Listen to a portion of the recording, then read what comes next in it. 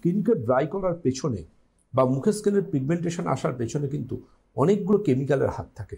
যেমন থাকে কেউ কারুর দেখে বা কোনো ওভার দ্য কাউন্টার কোনো দোকানদার ভাই, কোনো সেলস গার্ল কারুর পুশ সেলিংয়ের ফলে তার মুখের স্কিনে এমন কিছু একটা প্রোডাক্ট ইউজ করে ফেলেছেন যে প্রোডাক্টটা যিনি তৈরি করেছেন তিনি তার সম্বন্ধে ওয়াকি বলেন যে আদৌ ডক্টর কি ডক্টর না। একদমই। কালকে যে কেউ এনি পার্সন তিনি কিন্তু সরকারি প্রোটোকল মেনে নতুন 4টে প্রোডাক্ট বা 40টা প্রোডাক্ট মার্কেটে নিয়ে আসতে পারেন।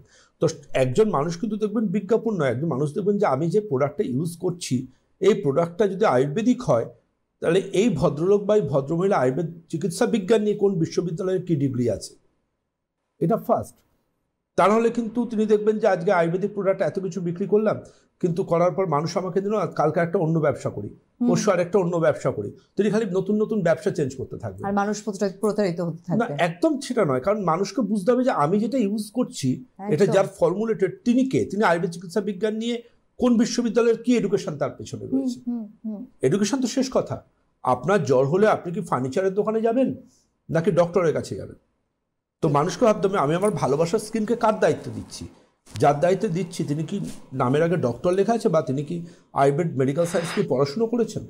আলটিমেটলি একটা জিনিস খুব গুরুত্বপূর্ণ জানবেন, সেটা হচ্ছে যে আপনার স্কিনকে আপনাকে ভালোবাসতে হবে।